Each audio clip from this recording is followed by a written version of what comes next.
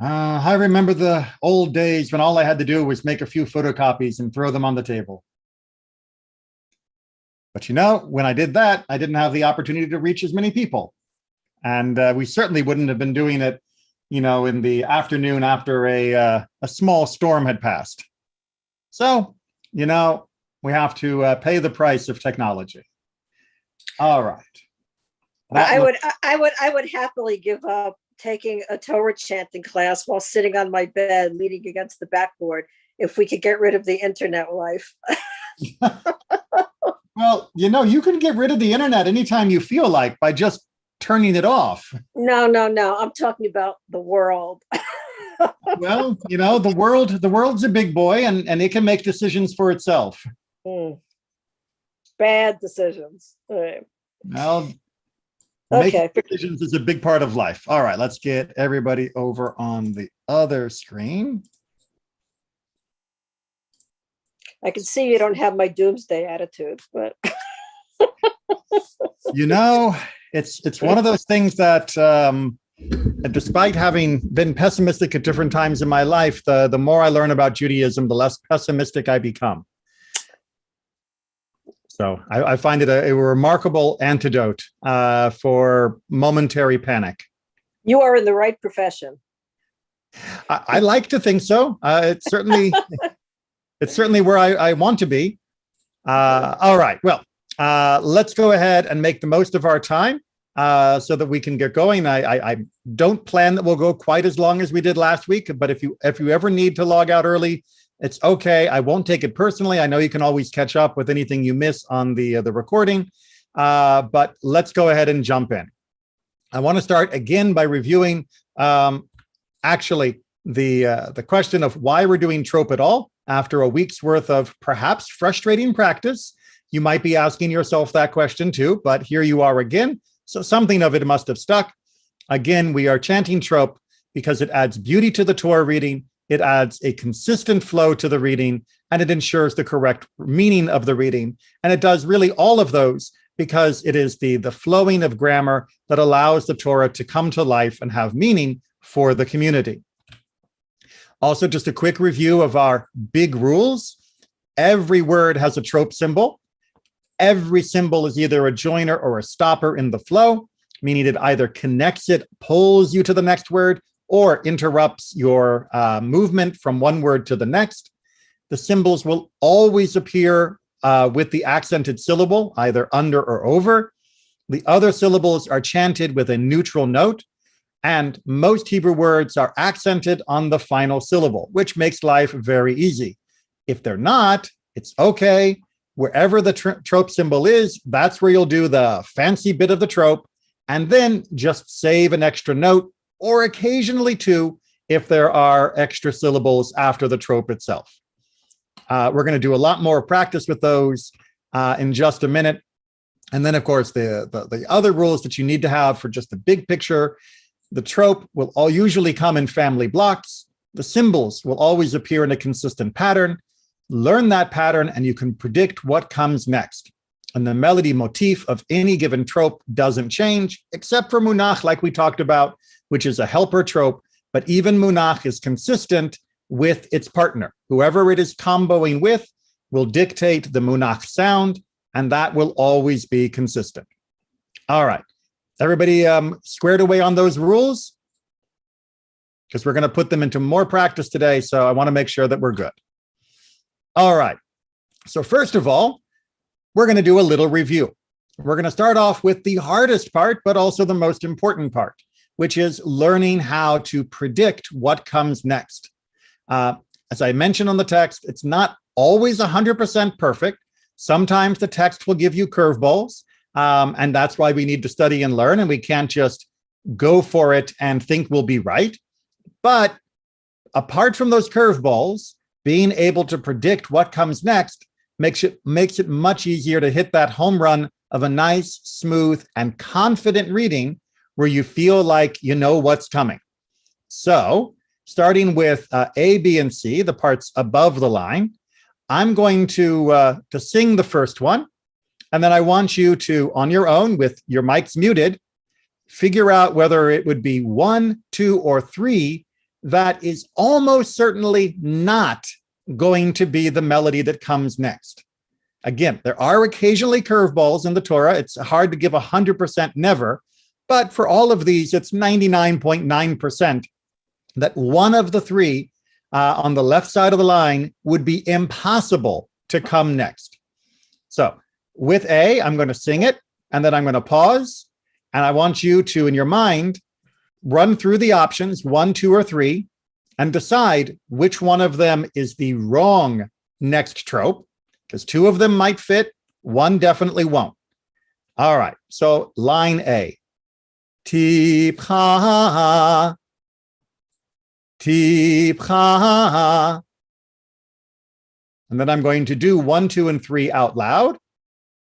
Mapach, sof pasuk, etnachta. All right.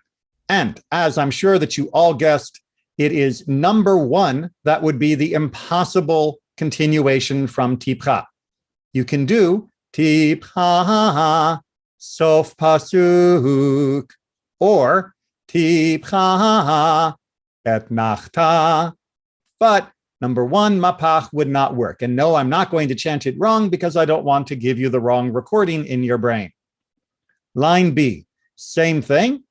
We're going to sing pashta, and then you have to find which of the 3 would not make a likely continuation after pashta. Not impossible, but not likely. Pashta, pashta. Give you a second to make your choice. And now I'm going to do it with the other melodies. Pashta, zakef katon, or munach, or tipcha. And the answer is, of course, number 3 is almost certainly not going to follow after a pashta. Pashta, zakef katon, very normal. Pashta, munach, and following on something after that would also be normal. But going to tipcha would be very unusual. And line C, again, find the odd one out. Kadma, kadma, trying to give a little bit of the flavor of the leading, joining flavor of kadma. And then what are our 3 options? Mapach, or etnachta, or katon.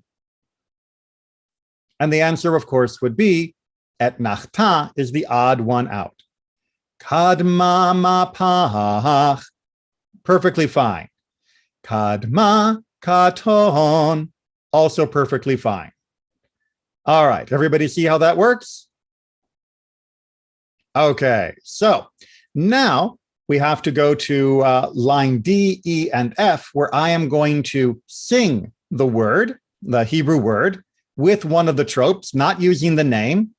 And I want you to mentally try to figure out, and even verbally better, you can either lie it or use the name of the trope that you think might come next. And there may be multiple options, and that's okay, right? It's not always a one-to-one option. That's why we talked about with our family minivan of trope that we did last week. But let's see if we can't do some of the options. B'nai, b'nai. It's hard to give the exact flavor of that one because it sounds a lot like its brother, but that is meant to be a pashta. B'nai. And what might the options be? Hopefully you've had a chance to think about it. It could be munach, or it could go straight to katon, b'nai munach, or b'nai katon. Line E, mitzrayma, mitzrayma. Notice the way I'm holding that extra note from the trope, which is coming under the rai syllable, Mitzrayma. And what are the options to follow up? It could be Munach, Munach. Or we could go straight to Etnachta, Etnachta, Mitzrayma, Munach, or Mitzrayma, Etnachta. Both would be valid options. Notice again that Munach, our buddy here, that is the combo king, we have him in 2 lines, and he would sound different in each of them. But even if we weren't sure what came after Munach, if we knew he was part of the Pashta family, we can guess that it will be Munach because we're in that family unit. Likewise, if I've already said Mitzrayma Tipcha, the next Munach I hear, if it's part of that family, is going to be Munach, that 3 steps down. And the final line, we have Vayasihimu, Vayasihimu. I know it's getting harder to notice what the melodies are when they are embedded in words that have more syllables than the original word, but that is meant to be a mapach. Mapach, Vayasihimu. Think for yourself what might come next. The most likely candidate would be Pashta, Pashta. They are a wonderful pair going together. Okay, any questions before we move on as we continue our review? Looking over at the secondary monitor. Okay. So these are the trope that we went over last week, but I have very deliberately stripped them of their names because being able to remember the name and the melody, meaning the melody attached to the name, is one of the best ways to review. So of course, you can use this along with the handouts as a good review page or screen, but I also want to give a chance to run through it. So look at that first line in your own time with your mics muted, please. Run through that first line if you can, trying to remember the name and melody of each of the symbols through that family.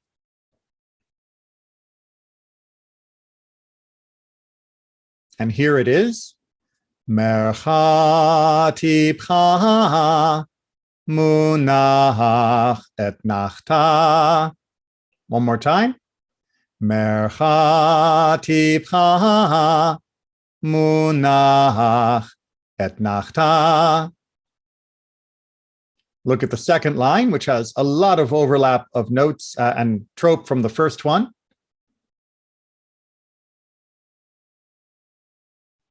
And here is what it sounds like. Mercha tipcha, mercha sof pasuk.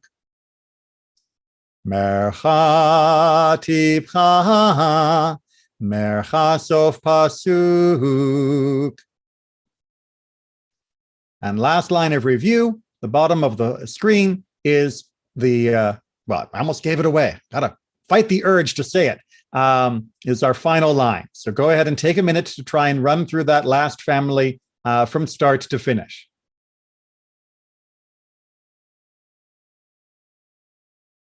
And here it is. Kadmama pahach pashta munach katon. Kadmama pahach pashta Munach Katon. All right, now don't worry if you didn't get all of them. Don't worry if you're not feeling 100% confident. The more you practice, the stronger they get. The stronger they get, the easier it is for you to use them anywhere you are.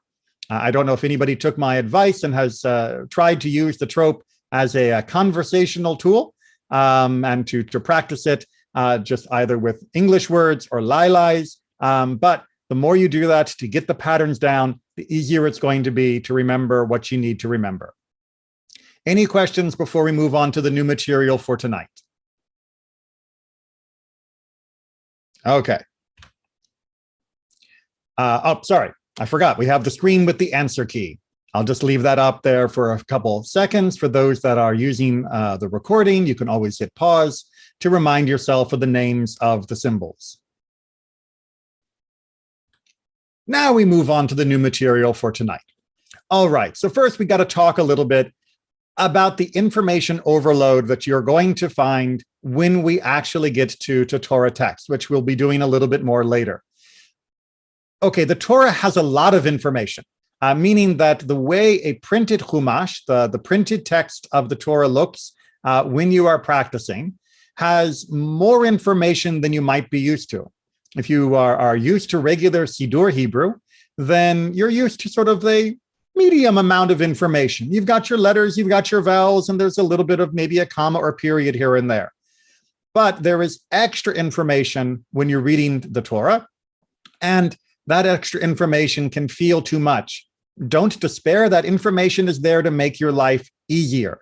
Unlike English, which is an absolute mystery and hides all the information behind the wall of, well, doesn't everybody know that?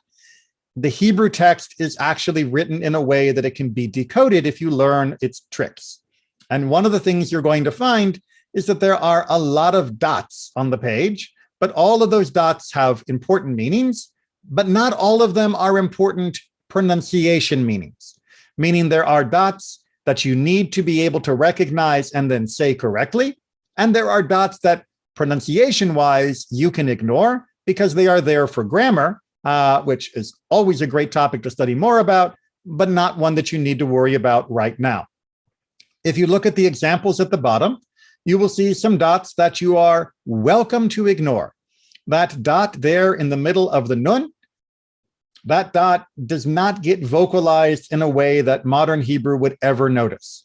Likewise, the dot in the middle of the tav, although there is a distinction in some of the older dialects of Ashkenazic Hebrew between a tav with a dot and a tav without a dot, most people in modern American and certainly throughout Israeli culture do not make such a distinction.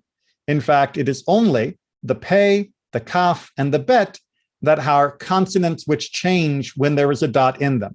There are other letters that get dots in regular, predictable ways, the same as bet, kaf, and pei, but you don't need to worry about them for your pronunciation now. That's more interesting grammar, but not useful at the moment.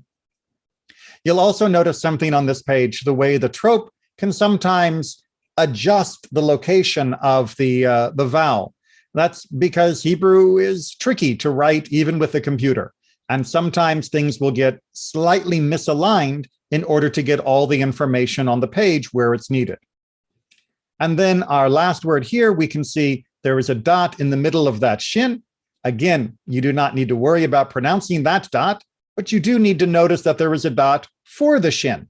Of course, making a distinction between a shin or a sin. So if it is a vowel u, a vowel o, or the hanging o over a letter, those are important vowel sounds that come in dot form. If it is a bet, a kaf, or a pei, by all means, please pay attention to those dots. If it is a shin or a sin, pay attention. Otherwise, the extra dots are there for grammar, and you do not need to worry about them. For the record, our two words here at the bottom would be pronounced veshinantam, and hishamer.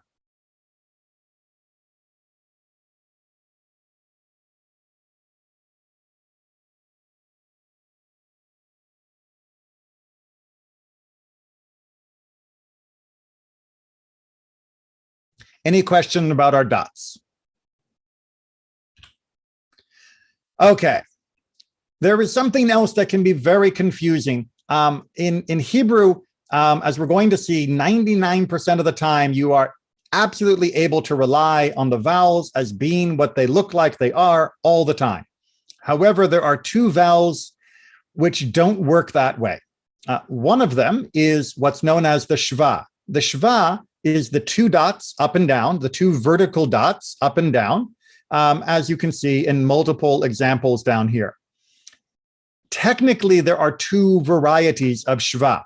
There is shva na, and there is shva nach. Shvana is the moving shva, and it makes a little vocalization. Really, it is just giving enough of a vowel sound to the consonant that the consonant can be uttered. Hebrew doesn't like consonants that are just naked and vowelless. So you will get a little bit of a I sound when you have a shvana. Shvanach, on the other hand, is a resting shva, and it makes no sound at all. Now, it's very simple to know when to use which and when to use the other. A shvana comes at the beginning of a syllable, and a shvanach comes at the end of a syllable. However, what if you don't know exactly where the syllables begin and end in the Hebrew word because your Hebrew grammar is not perfect or able to be accessed at the sight reading speed?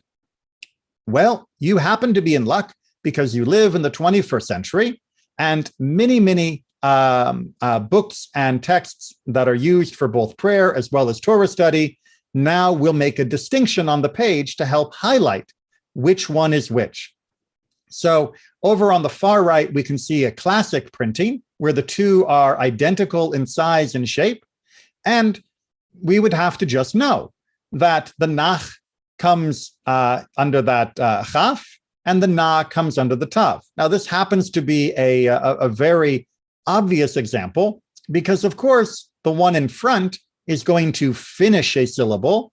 And once that syllable is done, of course, the next one is going to begin a syllable. Double shvas like that always follow that pattern. So we will, of course, have to say uvlech ticha. Uvlech ticha. Hear how that t is coming up with the tav, and how uvlech, there is no new vowel sound with the chaf. Now, other times where it's not so obvious like this, we're going to need a little bit of a hint. And I brought 3 examples from different texts of how this might be represented in either a tikkun, a book to help you learn how to read Torah, or a sidur. The sidur first at the bottom is taken from our very own Lev Shalem, the sidur that we use in our congregation.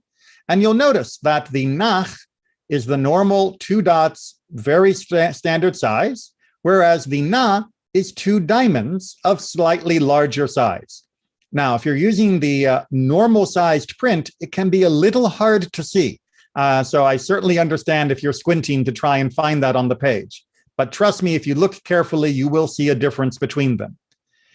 In the Trope Trainer software that I use to prepare sheets for my students, the na is much, much larger, but still round as a way of showing that it's going to be the vocalized vowel. And in one of the other tikkunim that I use, they actually put a line over a syllable if it is a shvana. That was their method of trying to differentiate. Okay, hyphens, not exactly. A lot of people get confused by these on the page because it looks like there are hyphens and they think that's just like a compound word in English. They are not. Hebrew has other ways of making compound words, but we're not going to get into that because it's a grammar thing. These hyphens are actually trope marks that are telling you those 2 words should be chanted as though they were one word as far as trope goes. So that means that this behol here at the front doesn't get a melody at all. And you'll remember one of our rules is that if there isn't a trope under that syllable, we're just going to chant it with a neutral note.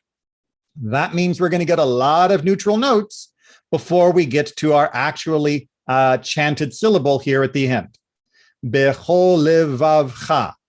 But of course, that is a mercha. Bechol levavcha. And we want to join to the next word.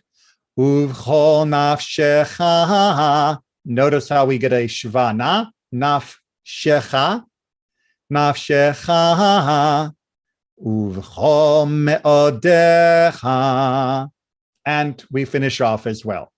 But notice that the whole uvchol is all just going on a neutral note until I get to the tipcha, and then I throw my flourish in for the melody. And that hyphen just tells you, keep going, no trope here, keep moving, keep moving.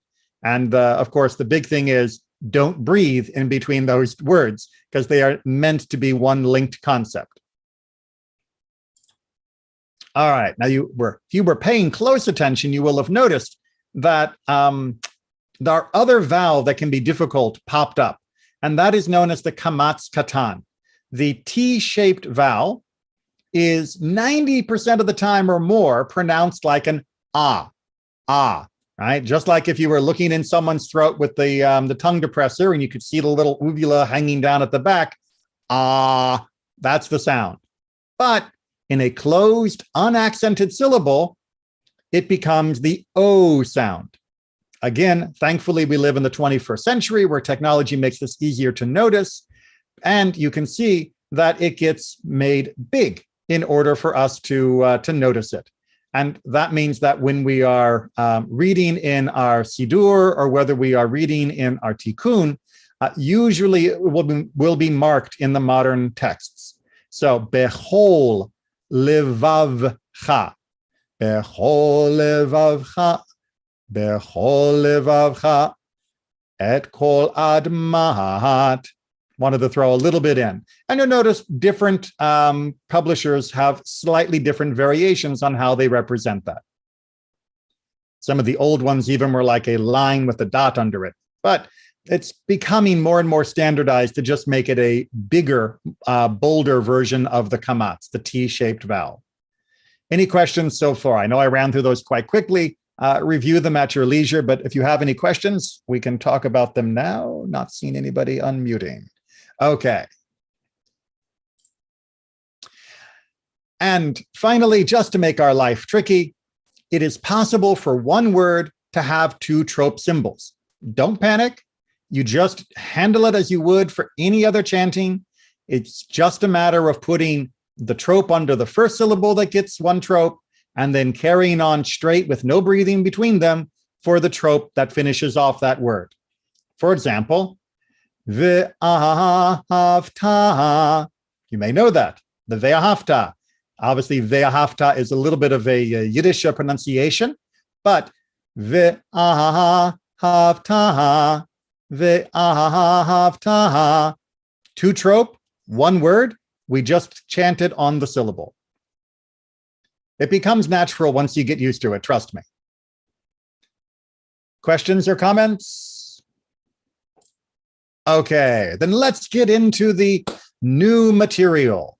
So today we are going to continue with two main families. We're going to look at the Tvir family, and we're going to look at the Rivi'i family. Now, the Rivi'i family is a little tricky because it comes in many varieties, and not all of them actually have Rivi'i in them. It's kind of the collection of eccentric trope. There are a few more that we will cover next week, but as you'll see with the trope that is here on this page, you can absolutely expect to chant about 90% or 95% of the Torah.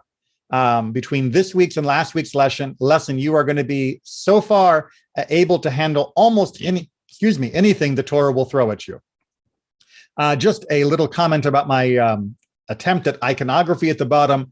These little spacers down here are meant to tell you that these trope do not necessarily come in that order. But I didn't have a way to just arrange them as a list because, well, the page is only so big. So just understand the trope at the bottom are all their own trope, and you should not lock them into an order. We will look at the Rivi'i family, of which the bottom three on the right are part of, and we'll see what order they are most likely to come in, but they can also come just by themselves. And that is something to keep an eye out for. Okay, so let's go ahead and chant everything on the page just so we have one test run through here for the recording. We're going to start with the top line here. Darka Tvir. Again. Darka Tvir. We'll go through our family breakdown, of course, in a minute, but let's continue with the Rivi'i first line. Kadma ve'azla Munach Rivi'i. Again. Kadma ve'azla Munach Revi'i. Notice that kadma is getting reused and it has the same melody, although it feels a little bit more exciting because it is being connected to Ve'azla, which has its dramatic rainbow spiking flourish. And Munach is doing its combo thing again, and it is giving us a nice high note in order to make room for Revi'i to follow, which has that descending cascade. Now I'm going to run through the ones here at the bottom, which are all potentially standalone. So don't try to remember these in the order on this page, just remember them for their sound. Gershayim, Gershayim. And then Munach legarmeh, Munach legarmeh. And then Talisha gedolah, Talisha gedolah.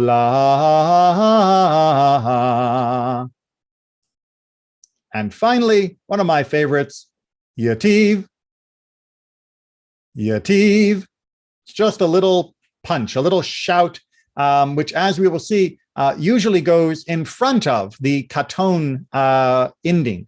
But we'll go through its variations tonight. All right, so let's talk about those variations.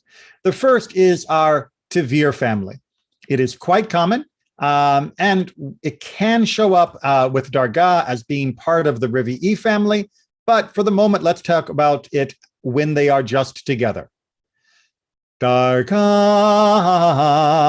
Tvir, Darga Tvir, da da da da da da dee da da da da da da da da da dee da da da. You'll notice that Darga gives a high arcing sound that links you right into Tvir, which is this plunging sound, which then comes back up more towards your whatever your baseline neutral level of pitch is. So let's take a look at our family van and see how their combinations might play out. Darga Tvir, Darga Tvir. A reminder that you should be trying to sing along with me on any of these as you get the hang of it. Certainly the second one at least. Oh, forgot to change the which was on top. Kadma Darga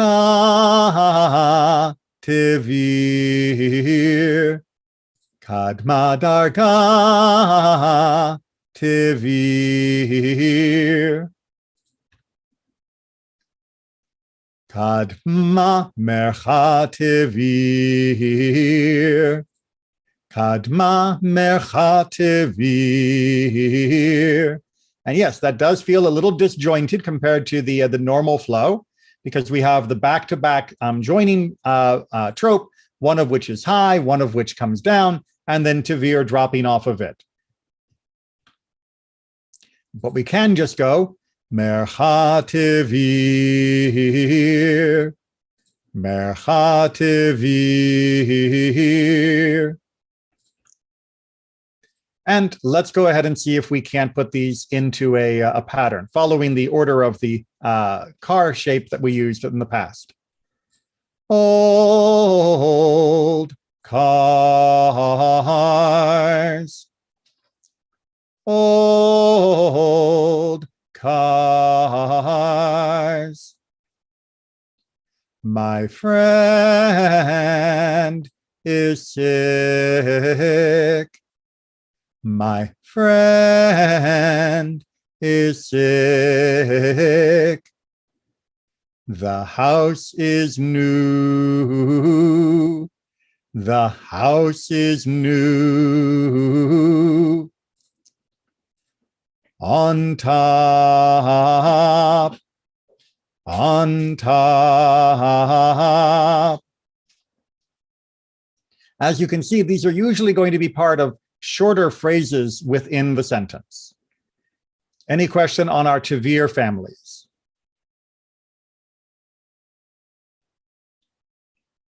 All right. Either I'm explaining this perfectly or you're all so lost that you're just catching up.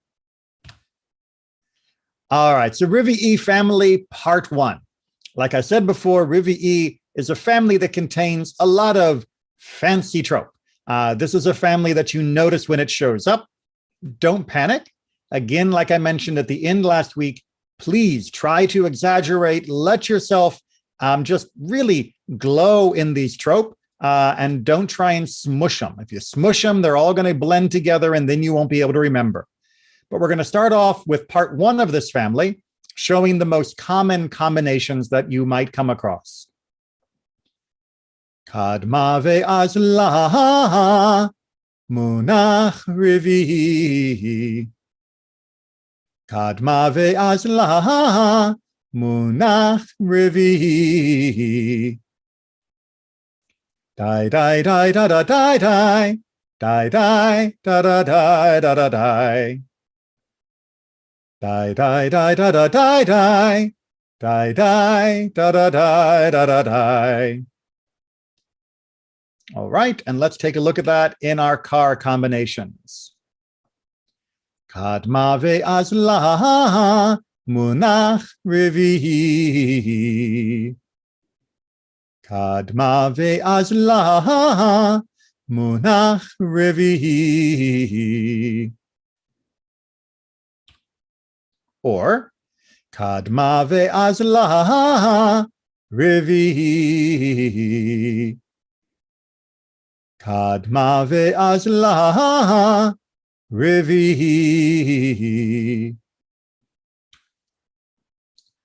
Munach Rivi'i. Munach Rivi'i. Again, notice Munach consistent with its buddy, but different from the other Munachs we've practiced. Rivi'i. Rivi'i. Kadma ve'azla. Kadma ve'azla. And yes, they can come just by themselves and not have a Rivi'i to wrap them up. All right, so let's take a look at a few of these options now with a few words. I should point out that this first line I wrote before another hurricane was coming down on us. So it's a little bit of serendipity there, I guess, or serendipity. The rain brought floods. The rain brought floods. Or, being a little more biblical, Abraham, his father, died. Abraham, his father, died. Here on the third line, which is a little harder to see. Moses left. Moses left. And then down at the bottom right, Joshua and Caleb. Joshua and Caleb. Again, these combinations can sometimes be used for just subsections of a verse. It doesn't have to be an entire clause. All right, now let's take a look at Rivi'i part 2. These are other members of the Rivi'i family that can come in their own unique combinations along with Rivi'i. But the most standard way that they will come when in combination would be each just one at a time, coming before Munach Rivi'i, or, excuse me, Rivi'i itself directly. So we're going to run through this with each one, followed by Munach Rivi'i. Gershayim Munach Rivi'i. Or Talisha Gedolah Munach Rivi'i. Or Munach Legarmeh Munach Rivi'i.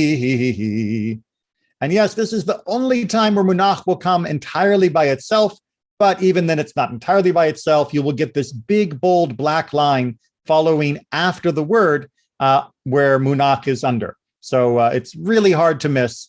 You'll definitely notice it when it shows up. So let's put some of these into some word combinations. Spain needs rain. Spain needs rain. My son didn't finish. My son didn't finish. Sarah loved Isaac. Sarah loved Isaac. All right, any questions about part 1 or part 2 of Rivi'i?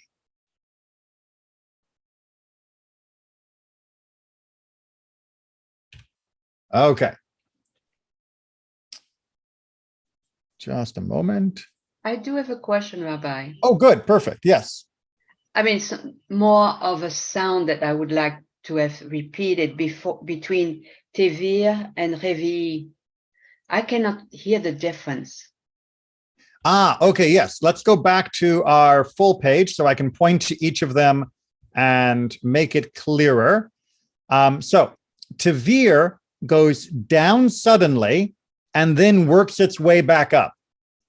But Rivi'i starts at the top and comes down as kind of a like waterfall sound. So let me give them now vocalized. Tvir, Tvir. Hear the way Tvir drops fast, holds at the bottom, and then comes swooping back up. Tvir, Tvir. And now compare that with Rivi, Rivi. It's just a descending set of notes. Rivi, Rivi. Does that help?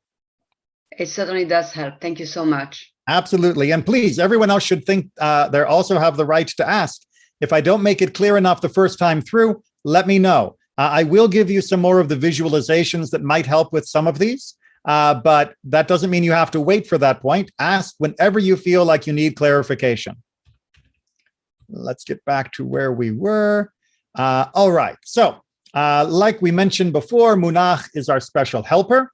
And I wanted to go ahead and put together a page where you could see all of the Munachs that we've done so far. And yes, there is going to be a little bit more Munach magic, but so far, these are the versions that we have done. I will actually make a little bit of an apology. This bottom right one is actually one we haven't sung yet, but it's one you might as well start learning now because it's the Munach before this other collection, the part 2 of the Revi'i. Those 3 guys, if Munach comes before it, then it gets this sound as well. So last week we learned Munach, Katon, Munach, Katon, the sort of somersaulty sound, Munach. And we also learned Munach, Etnachta, Munach, Etnachta, are going down the steps, Munach. And then today we've learned Munach, Revi, Munach, Revi, where Munach is kind of this throwing it straight up in the air to make room for the descent of Revi'i. And the one we haven't learned yet, but you're going to learn now, is the simplest that we had so far. Munach, Tlisha, Ketan, Munach, Tlisha, Gedola. Munach, Tlisha, Gedola. It's just a very simple Munach, Munach, just a little bump in that nice mid-level of your of whatever your vocal range is, leading you right into the fancier trope that comes right after it.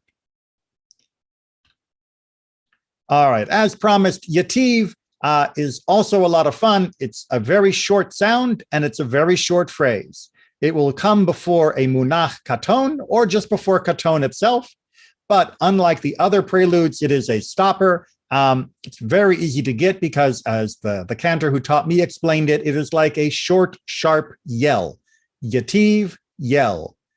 Yativ, Munach Katon. Yativ, Katon. That's all there is to it. Yativ, Munach Katon. Yativ, Katon. Now, you'll notice that Yativ looks an awful lot like Mapach, that little less than symbol. But you will also notice that Yativ is hanging off the side of the trope, side of the word. The same way that Pashta, which we talked about last week, will hang off the left side, Yativ will hang off the right side. And our good friend Talisha Gedolah will do the same, hanging off the right side. Now, Yativ, it's fine. It's always going to be on very short words, so that's never going to be multi-syllable. At least it hasn't been in my experience. I hate to say never. Talisha Gedolah, on the other hand, can sometimes be. And just like Pashta, you will get double Talisha Gedolahs, two of the little magnifying glasses, to tell you which syllable to actually chant, and the one hanging off the right to make sure you know what trope it actually is.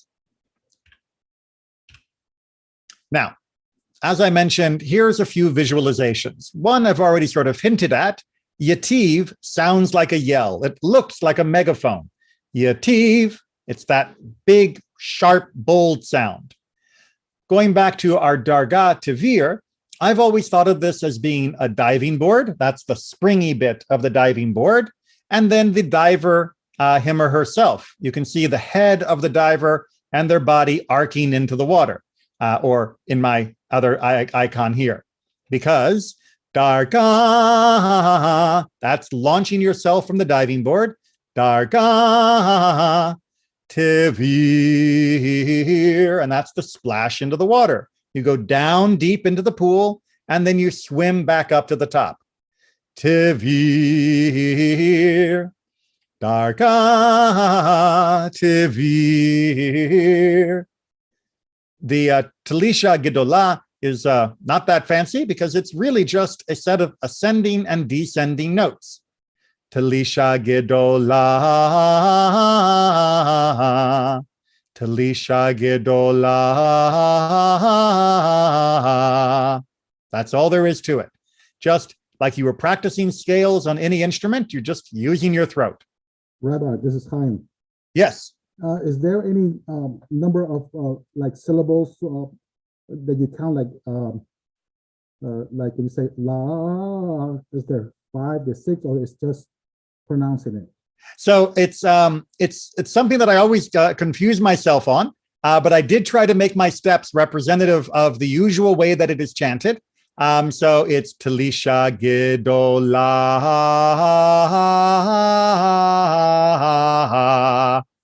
If you just take yourself through those steps up and down, starting at ground level with the Talisha part, the neutral note, then that should give you the right number of beats. Talisha Gedolah.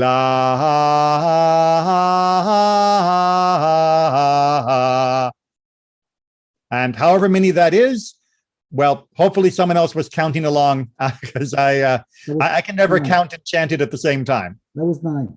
That was 9. Okay. Because I know we get that peak up at the top. Okay. So it's not a certain number. It's just the way you pronounce it. Okay. It's right. Now, the main thing that to make your life easy that I will recommend on Talisha Gedolah is make them steps. Sometimes people will try to go Talisha Gedolah. And I find that much, much harder than just hitting my steps. Sliding makes it mushy. Mushy makes it hard to remember and hard to say. Hit your steps, practice the steps, get them in, and I think you'll be better off. Okay, thank you. Now, Rivi'i, like I mentioned, is this diamond going down. So I like to think of it as this visualization of a arrow fluttering downwards. Revi, Revi, fairly straightforward. Gershayim, the best explanation I've come up for visualization is a salmon ladder. I don't know if you're anybody here from the Pacific Northwest. They make a run for the salmon to go up the streams. And I've always thought Gershayim sounds like this jumping fish, and it even looks like the gills of the fish. Gershayim, Gershayim. Just hear that fish jumping its way up the river. Gershayim. That's just a way that I've always found helped me remember it. All right, any questions on my strange visualizations? As always, feel free to come up with your own. These are certainly not handed down from Mount Sinai. They're just things that I have found catchy for me and some of my other students. Okay, going back to our first chapter of the book of Shemot, the book of Exodus, you can now see that we have highlighted everything except for one little word. Don't worry, we're going to get to him next week, that trope down there. But that means that from last week and this week, 2 weeks worth of work, you would be able to chant every word of the first 20 verses of the book of Shemot, except for one. That'd be the only part that you were missing out. Everything else is already now in your tool chest. And all it would take would be practicing to put the right family in the right place, and off you go. If you're not aware, most aliyot, most sections that we chant from the Torah on an average Shabbat or on a weekday morning are about 3 to 5 verses. So you wouldn't even be expected to chant all 20, except in some cases. There are some special sections, but as beginners, you would certainly want to avoid those if you were planning to do this on the Bima. But these sections that are 3 to 5 long, I mean, if you look here from verse 1 to verse 5, that's not so much. And verse 1 to verse 3, it's hardly anything at all. I should point out that it wouldn't stop at verse 3 because that would break up the unit of the text. But it wouldn't be that unusual to have a short 3-verse section as being an aliyah that you might be starting off with. It's really very accessible. And what you have learned would now let you get through the vast majority of the Torah readings that you might come across. And the things that we haven't covered yet, we're going to cover next week, which will take care of all of the other gaps and put you in perfect standing to be able to chant. I can confidently say after next week, 99% of the Torah. There are a few very, very special trope that we're not going to practice much because they only come up literally a handful of times in the entire Torah. And they're not great for beginners in any case. We'll touch on them just so you have them in the recording, but don't worry too much. Now, how do you begin to learn and put what you've been doing in practice? How do you find the families? Well, for some people, and this is entirely optional, they find that color coding the text can be very helpful for them. If you are noticing, I just need to move something on my screen out of the way. If you notice, I have color coded the Revi'i families. So you can find all of the Revi'i family trope in those in that color. And you can notice that I've colored our Katon family in this sort of orange, I think it is. I'm really terrible on colors. I'm colorblind and color ignorant. And our Etnachta families have also been colored. And our Sof Pasuk families have been colored. So it makes it much easier for many people who like color coding to be able to find the different passages and recognize them as families. When you are practicing, it is perfectly permissible to take out a highlighter or a colored pencil and to make a colored mark, to highlight the entire section, to put colored brackets or circles around things, to do whatever helps you recognize the family unit that you are dealing with. There is nothing wrong with using additional tools and techniques to help make it easier for you to both recognize the patterns as well as to help put them into your memory. That is something that all the editors have done. That's why they added in those special symbols for the different types of shva or the different kamats. It's why the editors have made sure that we have vowels on the page and trope marks in themselves.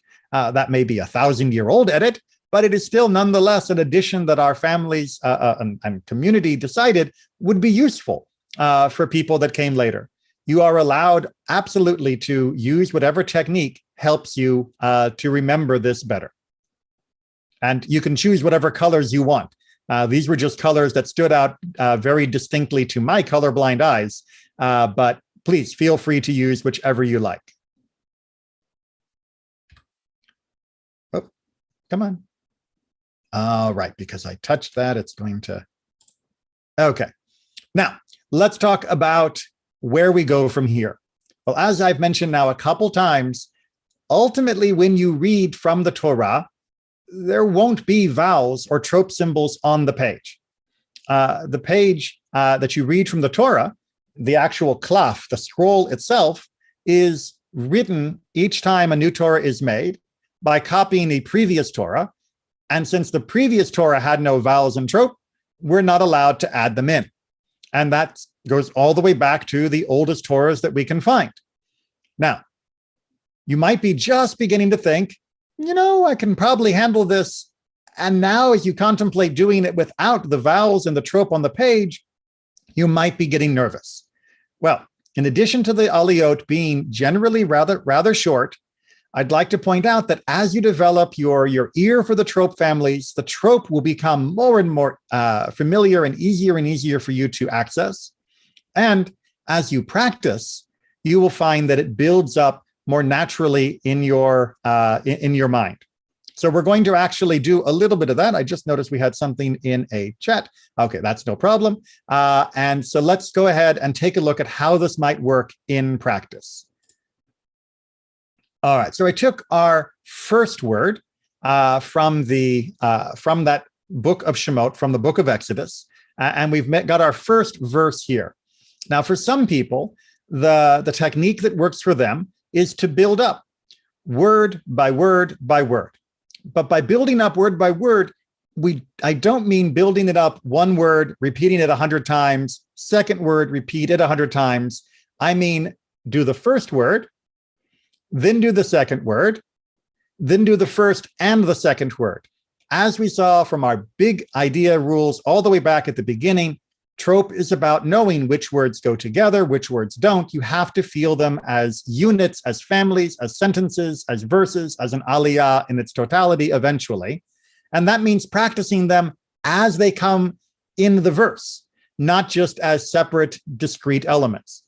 Of course, practicing them together also makes it easier because then you can feel the melody patterns flowing into you.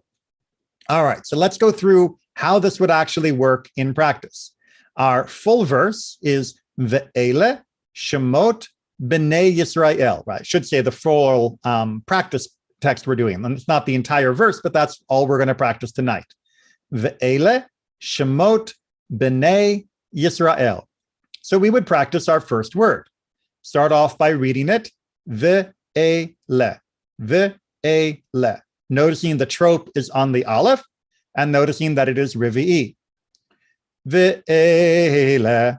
Now, if you're not quite ready to throw that melody onto that word, then remind yourself of the melody for the word or for the trope. Rivi'i, rivi'i. Maybe even la, so that you're not trapped into the name of the trope. Die, die, die, da, da, die. Die, die, die, da, da, die. And then it might seem easier. Ve'ele, ve'ele. When you're feeling comfortable with ve'ele, not perfect, just comfortable, then we move on to our next word. We read it, shemot, shemot. We notice that we have a pashta because it is hanging off the edge of the word. And we remind ourselves, pashta, pashta. All right, dan, dan, shemot, shemot, shemot. Feeling pretty good with that? Ve'ele, shemot, ve'ele, shemot. All right, not so bad. Moving on to our third word, b'nei, b'nei.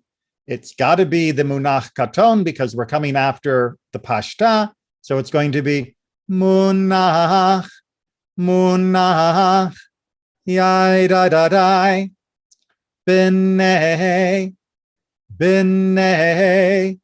Back it up one. Shemot, b'nei, Shemot, b'nei. And now I can go back to my first. Ve'ele, Shemot, b'nei. But clearly we want more than just that because it's a joiner. So we have to have our final word, Yisrael, Yisrael. And it's going to be our Katon, Katon, Katon, yai dai dai, Yisrael, Yisrael. We'll add in b'nei, b'nei, Yisrael, b'nei, Yisrael. And then Shemot, b'nei, Yisrael, Shemot, b'nei, Yisrael. And the whole part, ve'ele, Shemot, b'nei, Yisrael. And then, if you want, you can cover up the rest of the screen and look only at the last line where there are no trope symbols. Ve'ele, Shemot, b'nei, Yisrael. And now you are on your way to being able to chant that section. Now, that may seem a little repetitive. Good. The more you repeat it and the more you repeat the phrasing, the better these melodies get stuck in your mind as phrases, as families, and that means you'll be able to use them much more easily in the future for any other piece of Torah that you might be chanting. You want your tools to be comfortable in your hand, and that only comes by wearing them into the shape of your palm or wearing them into the shape of your neurons in your memory. Now, some people prefer the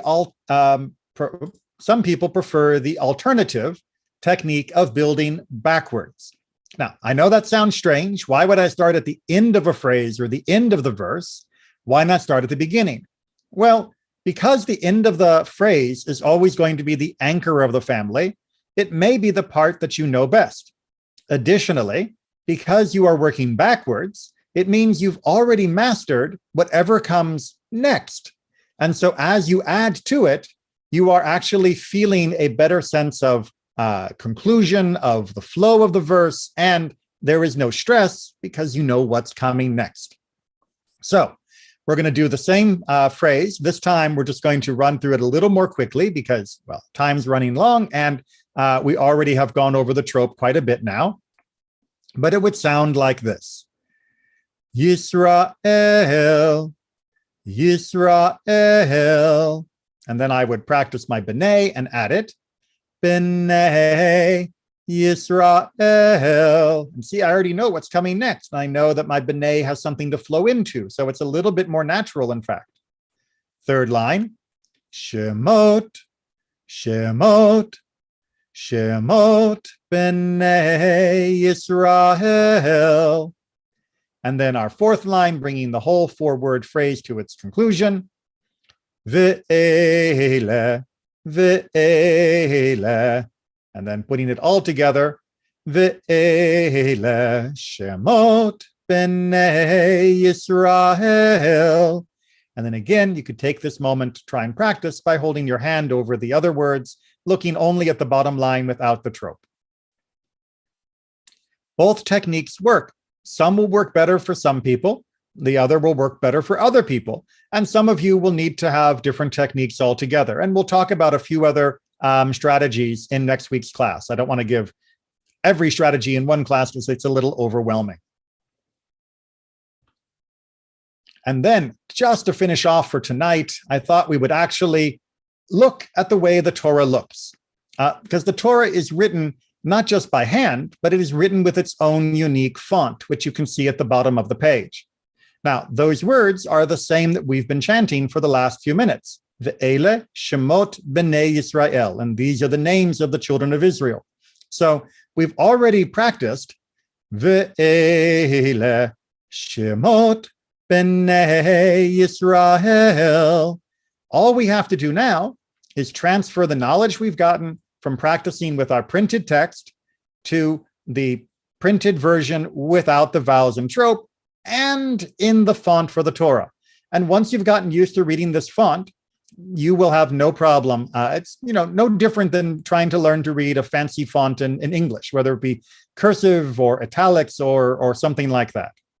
So if you look at that last line, you'll just learn that this is the way we make an aleph when we're writing in the Torah. That's what a hey looks like. And other letters as well can be a little different, but you will get the hang of them. So go ahead and take a moment to try and chant the last line using the words, the melodies that we've been practicing. And now I'll round it out so that I'm sure we get it right. Ve'ele shemot b'nei Yisrael. That's it. Now, in any given aliyah, you may have anywhere from 10 to 15 verses or 15 phrases that are about that long. Every aliyah is a little different, so it's hard to nail down. But whenever you feel like you would be ready to actually practice chanting a full section, all you have to do is contact me. You don't even have to do it for the congregation, just for your own practice is always fine.